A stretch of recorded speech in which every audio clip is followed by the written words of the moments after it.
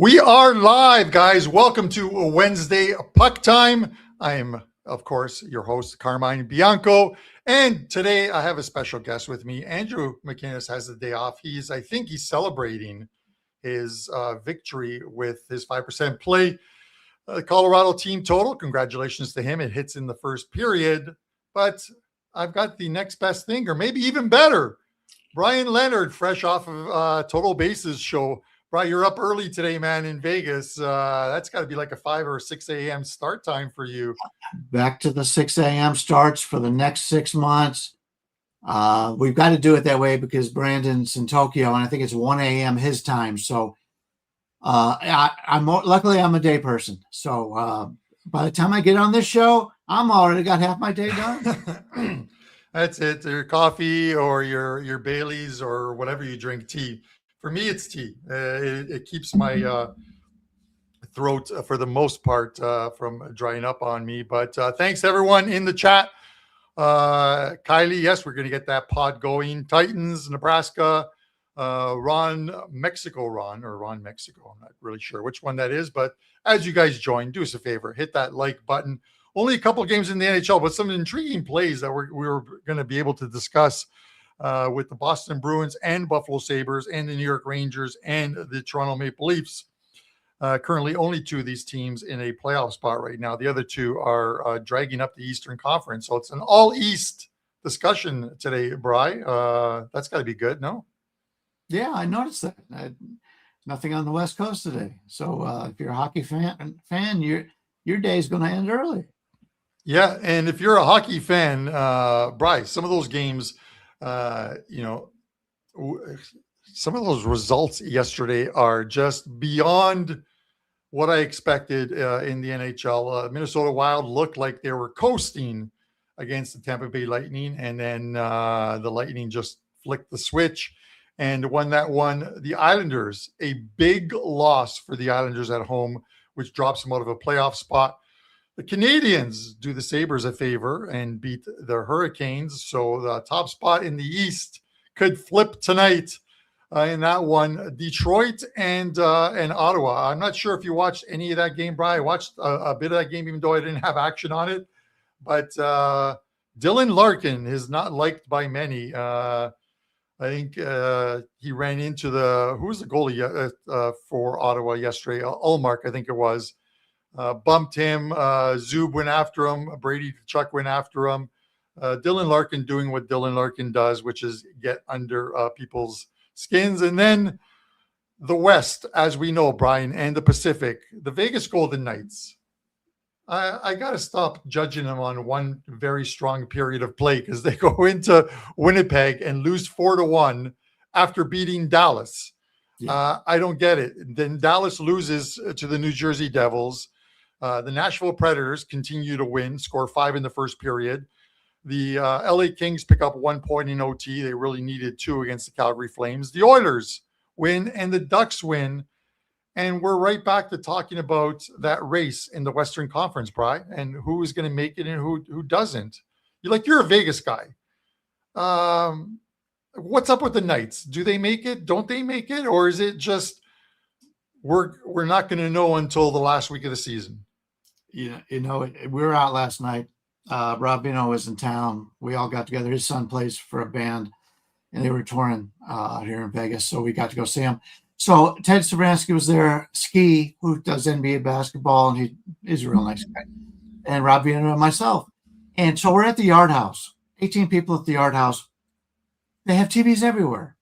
Not a single game was on not a single TV was on the Golden Knights game. They were playing exhibition baseball instead and other things. I turned to Ski because he lives here in Vegas, and I said, what the hell's going on here? And he goes, what a difference 2 years makes. And I said, yes, it does. I hope this town doesn't turn into one of those towns that gives up on their team too early and only wants to back a winner because I hate those towns. And those are the ones I usually root against. If you're in one of those towns, I'm sorry, but yeah, this is a team right now. They've got all the offensive firepower in the world and can't score goals. The defense is playing better for the most part. But the goalie's been good. But there's something wrong with this team. I've said it all season. When they get in a spot where you would expect a really good effort, they don't show up. It's like they're walking through the entire season, don't care as long as they make the playoffs. And unfortunately, because this division is so bad, maybe record bad, that they continue to not lose any spots in the standings because everybody else is losing. And I made that as a comment yesterday. I said, the first thing you got to do when you're handicapping the card right now is try to find a Western Conference team that's not playing a Western Conference team that's favored. It's unbelievable right now. Yeah, the Vegas Golden Knights holding on to third in the Pacific, just because the teams that are behind them in the Pacific aren't winning games. Like the Kings dropping a point. That is a crucial point to drop against the Calgary Flames, because it puts them on 75 and only 3 back with a game in hand. So you are right there. So dropping that additional point hurts for them. You have the Seattle Kraken with a couple games in hand. They'd have to win both of them. They're not playing very good hockey at the moment, but they'd have to win both of them in order to get it up to 76 points and 2 points back of Vegas. And then you have the San Jose Sharks, who have lost now 5 in a row. They have 3 games in hand, but what difference does it make if you're not winning any of your games at the moment? But a 3-game win streak by them would put them 2 points back of the Vegas Golden Knights, who have a goal differential of absolutely 0. It is 0. 225 for, 225 against for the Vegas Golden Knights. Nashville Predators playing well. And I keep getting that guy Kopech or whatever telling me put some respect to their names. I still have trouble, even with teams that are in a playoff spot, when you're a minus 20 in goal differential. I have trouble putting much respect on it, but we'll see what happens with them. I think Nashville are the benefactors of, like you said, Bri, the West and the Pacific specifically being so bad that they can't win. The Anaheim Ducks are at 84 points. You got the Oilers at 79. The Ducks are in a great position to win that division right now. 5 points up with a game in hand on the Edmonton Oilers. So Oilers only have 10 games left themselves.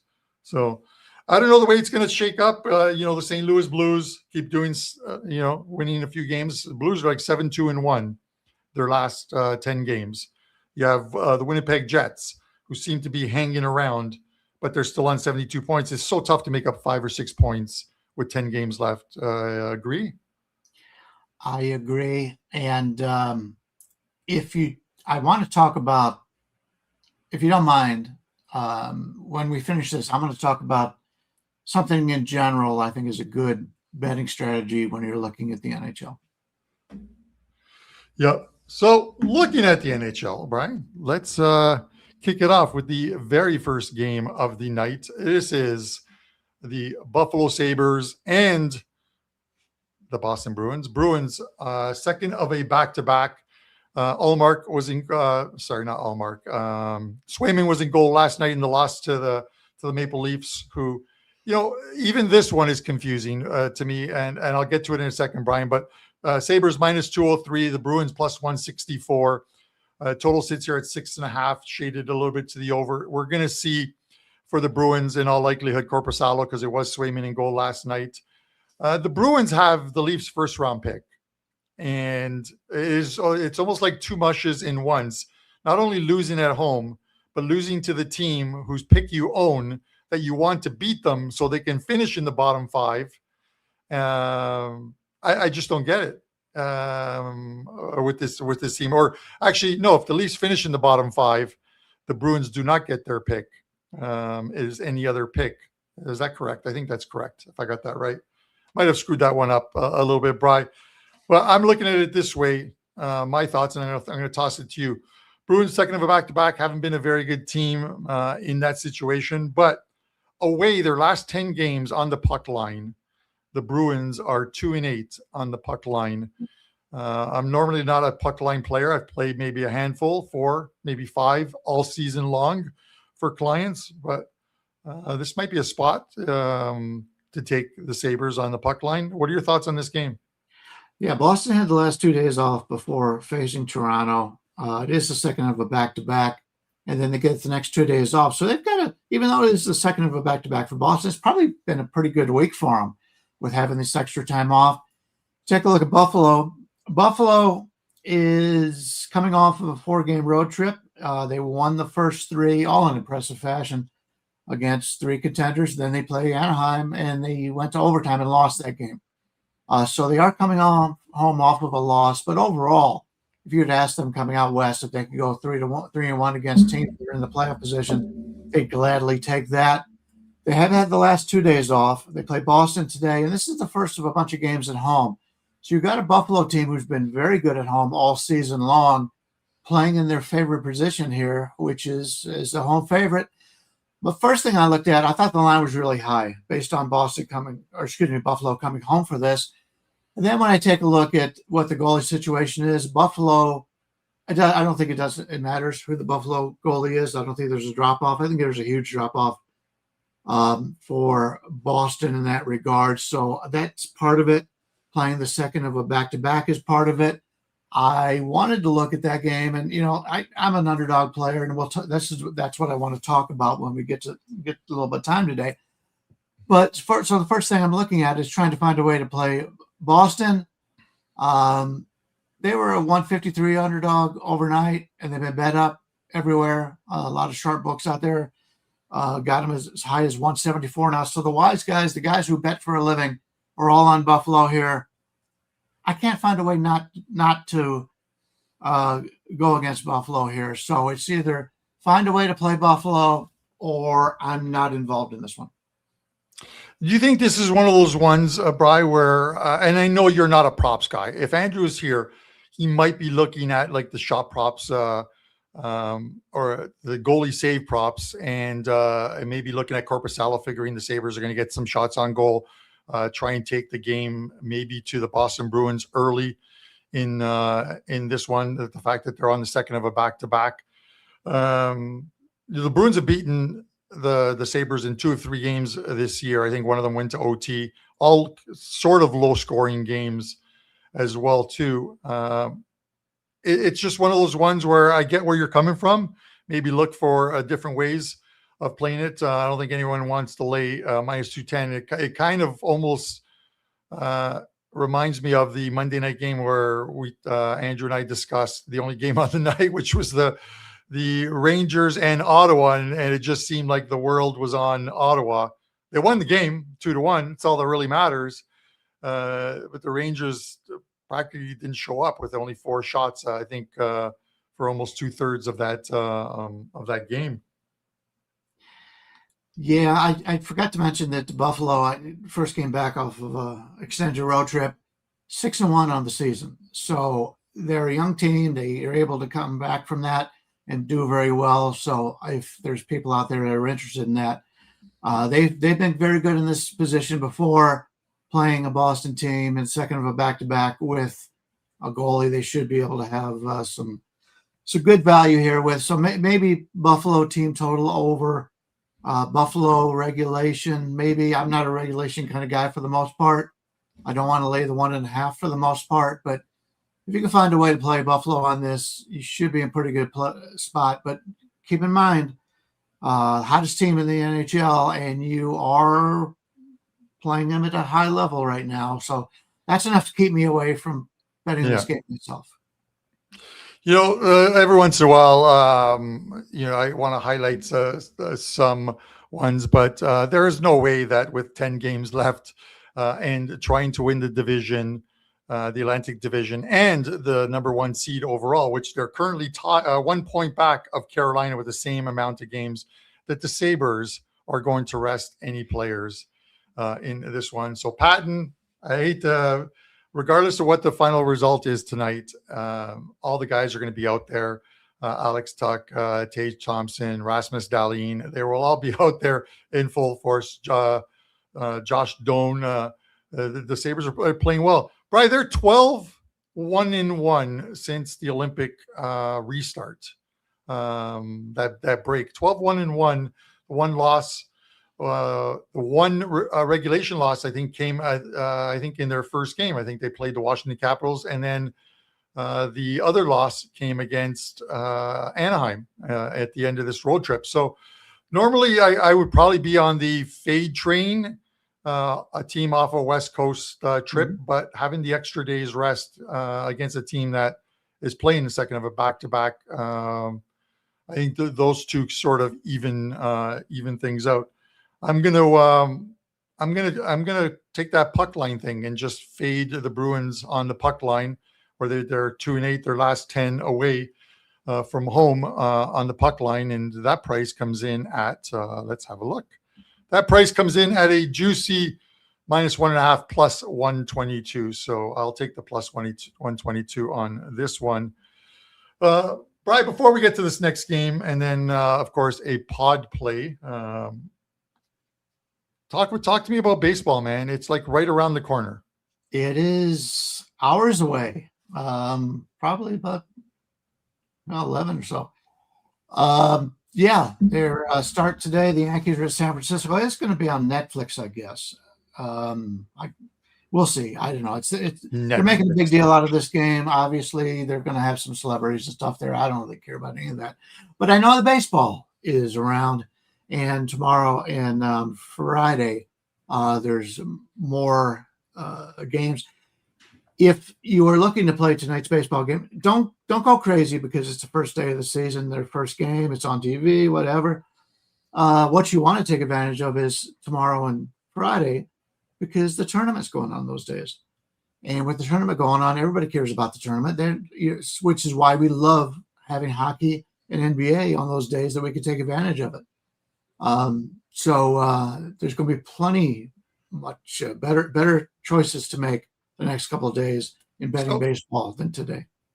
So I would think, if nothing else, because they can purchase the package or the deal and start it, let's say hypothetically tomorrow on Thursday, the buy 3, get 3 days for free. It is such a popular option at WagerTalk that they've kept it going. It was supposed to expire a little while ago. They kept it going, and you're going to have baseball, NHL, the March Madness, the Sweet 16, in which I think you have a big play up for that as well too.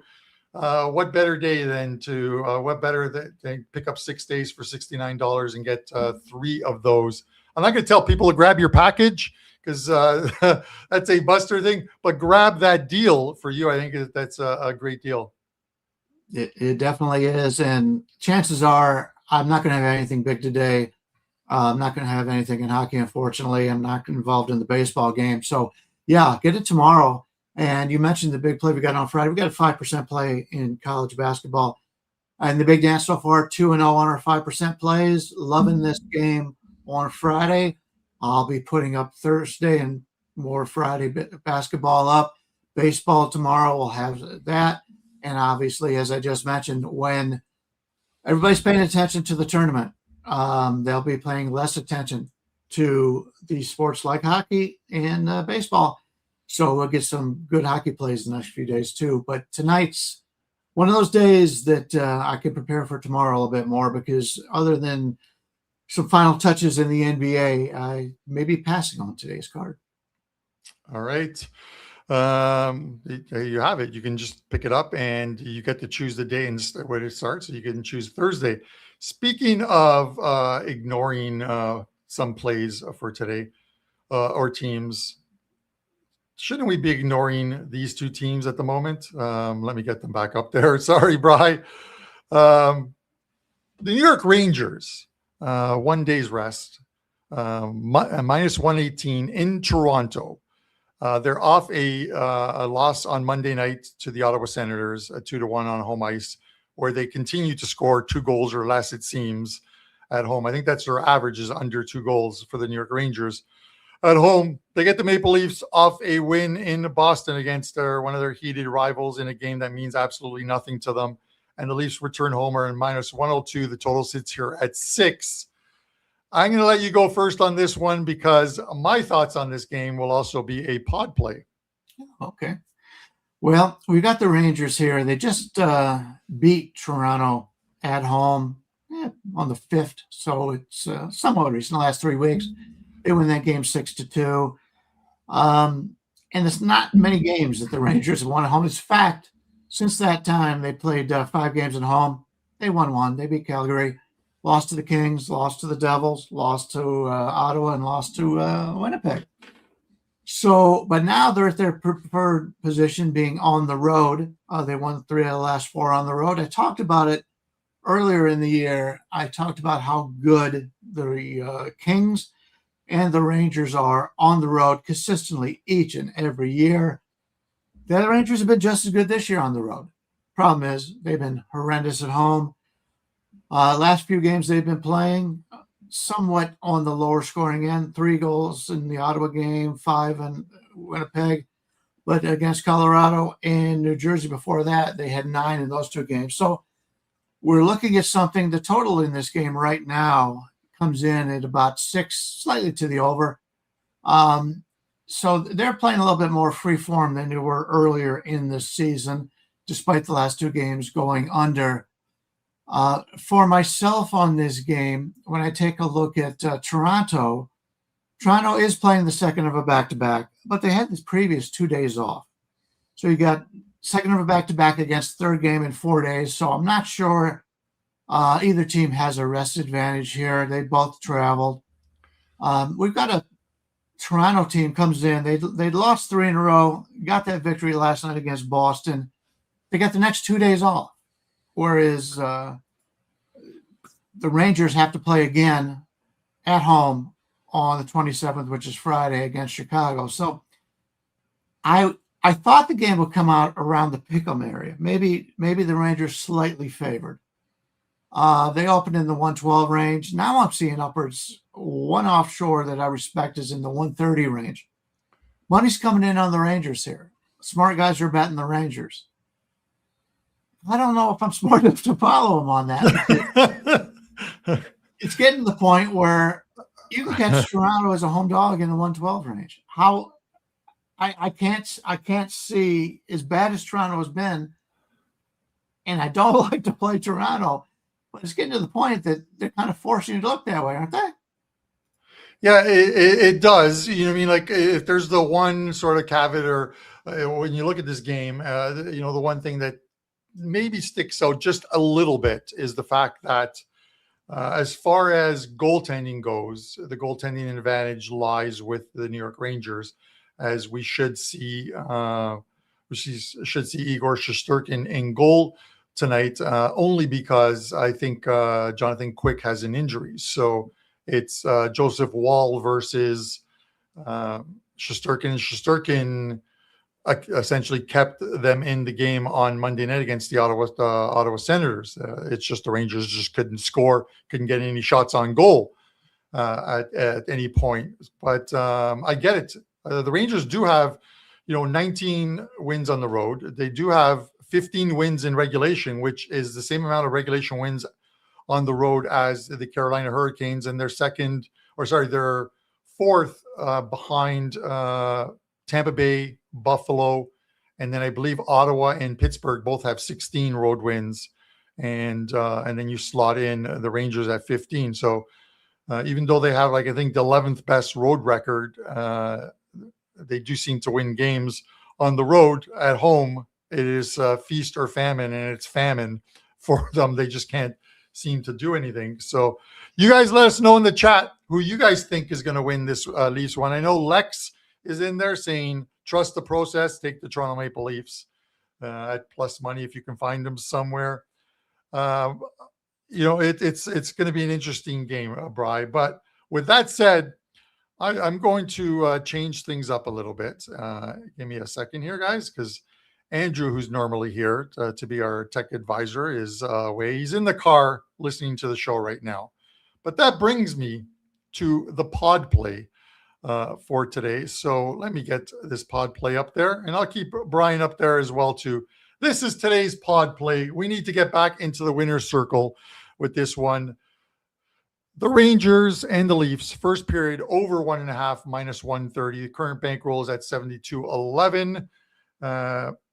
Here's some interesting numbers for you guys. The Toronto Maple Leafs in their last 10 home games have gone over the total, first period total in 9 of them, 9-1. The New York Rangers, an equally 9-1 on the road, first period overs. And you can actually go a little further back than that with the Rangers, and there's probably like about 12-1 the last 13. But last 10, both teams 9-1 in this exact situation of Toronto being at home and the Rangers being on the road. So that is your pod play, guys.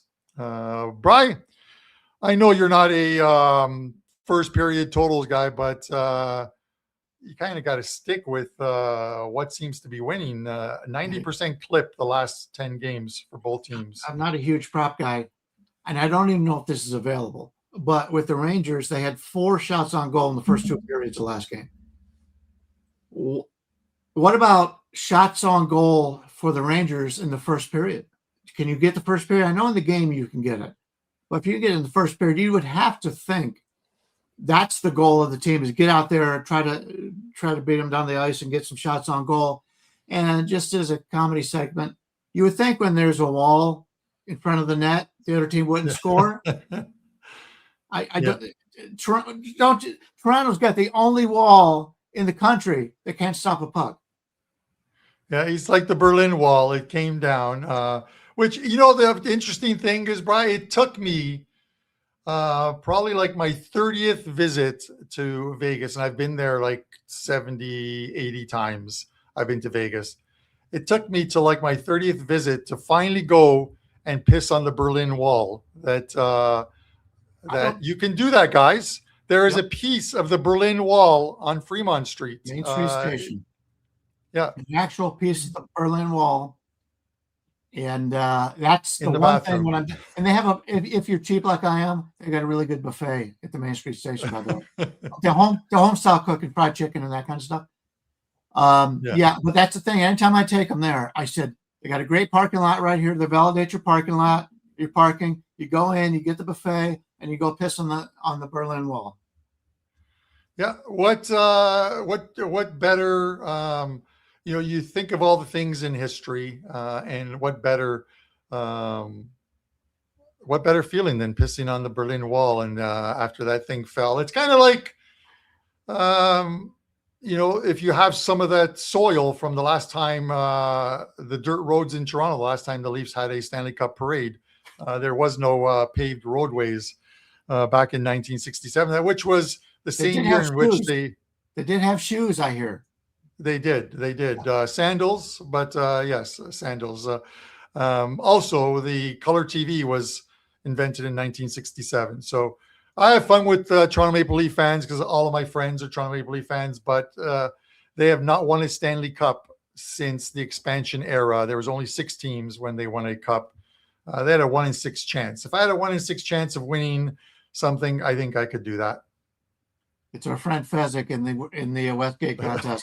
We had a list. Fezzik's a friend of ours, but he won it back-to-back years or whatever. That'll never happen again, by the way. There's just too many people in it. But he was very good at the time. We were friends at the time. We're still friends.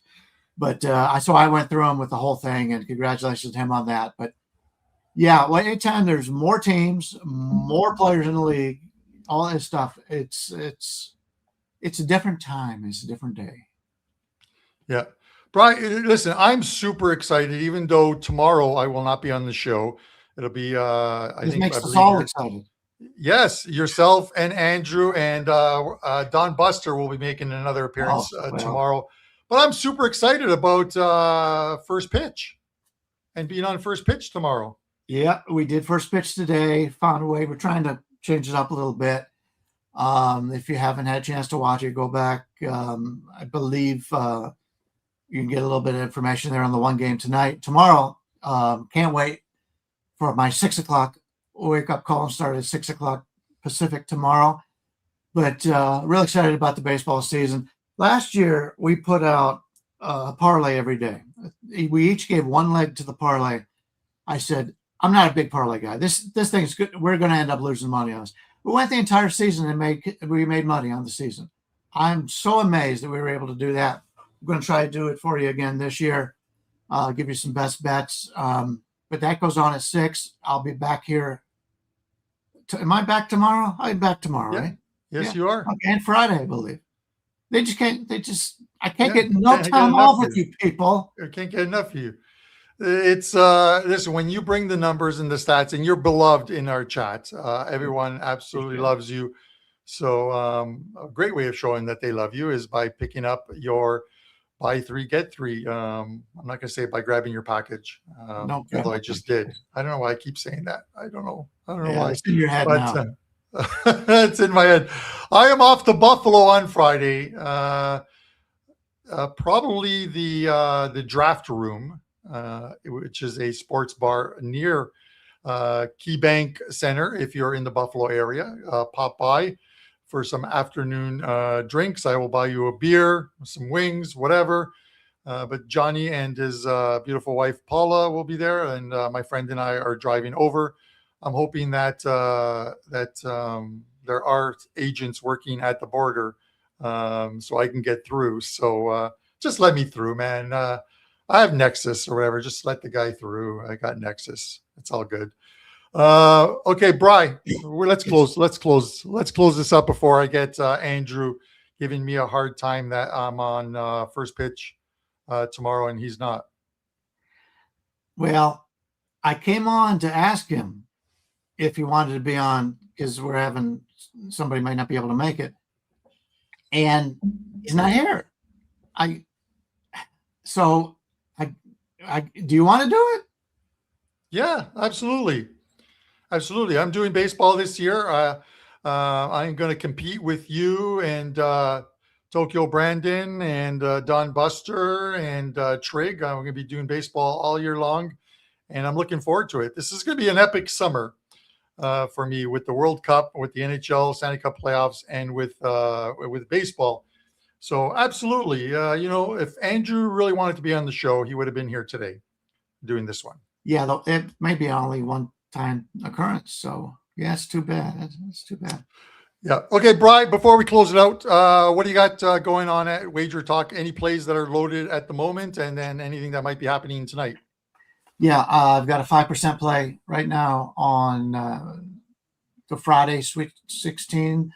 I wanted to talk about we're run a little bit on it. I wanted to talk about betting underdogs in hockey. I'll do that some other time. I'll be here all week. I feel like I'm at tip your waitresses. But yeah, and really looking forward to it. There's going to be really good bets in baseball and hockey the next 2 days with the tournament going on, I believe. Yeah. Well, it's been a good turn for you. I had a client send me a message about you, Brian, at the start of March Madness. And he's like, I bought Brian's 5% play. This is what it is. And I go, oh, I love that play. So I played it as well, too. That was the Purdue one. So and it just cost me $25 that you would have bought my play? So I owe you $35. So when you're here, 35 is like 200 Canadian with the stupid exchange rate that we have here. So I'll get you a half-hour counseling with the Prez. It's about $35 US. I'll pay double to not do that.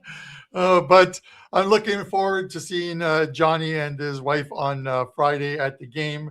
The line is still 195 on me tossing an octopus onto the ice in front of some Red Wing players after a Sabres goal horn. I've been harping on this whole thing for a while now that watch Detroit go into Buffalo on Friday and shellac the Sabres. That would just be miserable. But the Red Wings need victories. Bri, thanks again. Looking forward to having you on the show tomorrow. I'll be listening to you guys as you make fun of me on tomorrow's show, much like we made fun of Andrew on today's show. And you have Don Buster joining you. Anytime you can have Buster on the show, it is always a positive as well, too. Guys, for myself, soccer resumes on Thursday with some Euro qualifying for the World Cup. The semifinals, there is 8 different semifinals going on tomorrow. I'll have plays on 3 of them, and I have a 5% play up tonight in the NHL. You can get that over at my page, wt.buzz/CB. For myself and Brian, guys, hit that like button. We really appreciate you guys tuning in each and every day, and we'll see you on Thursday.